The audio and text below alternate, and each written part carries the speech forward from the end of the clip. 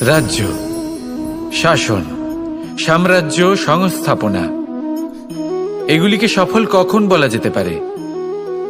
কোনো কোনো বুদ্ধিজীবী বলেন তখন যখন চারিদিকে শান্তি থাকে, কারোর মনে কোনো প্রশ্ন থাকবে না, শঙ্কা থাকবে না। কিন্তু আমার মনে হয় এটা অনুচিত।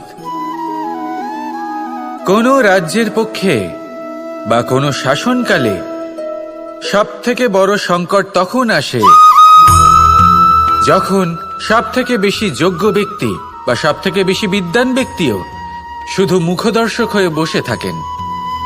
মনে প্রশ্ন আসতে থাকে কিন্তু জিজ্ঞেস করেন না, শঙ্কা উৎপন্ন হয় কিন্তু ব্যক্ত করতে পারেন না। এটা খুবই অনুচিত।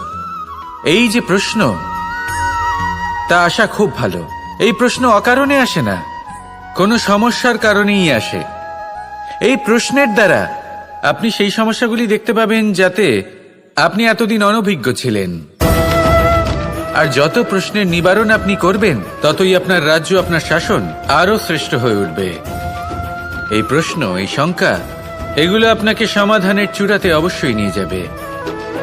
সেই জন্য না প্রশ্ন করা অনুচিত, আর না শঙ্কা ব্যক্ত করা অনুচিত, আর না তিনি মূর্খ যিনি প্রশ্ন করেন, শঙ্কা ব্যক্ত করেন। তাই এনাদের কখনো দূরে করে দেবেন না। এনাদের নিজস্ব মতামত রাখতে দিন। যখন সবাই মিলে একমত হবেন, তখন নিশ্চিত রূপে বলা যায় যে এই রাজ্য, এই শাসন, এই সংস্থাপনা সাফল্যের শিখরে রয়েছে। তাহলে আসুন আর আমার সাথে ভালোবেসে বলুন, রাধা।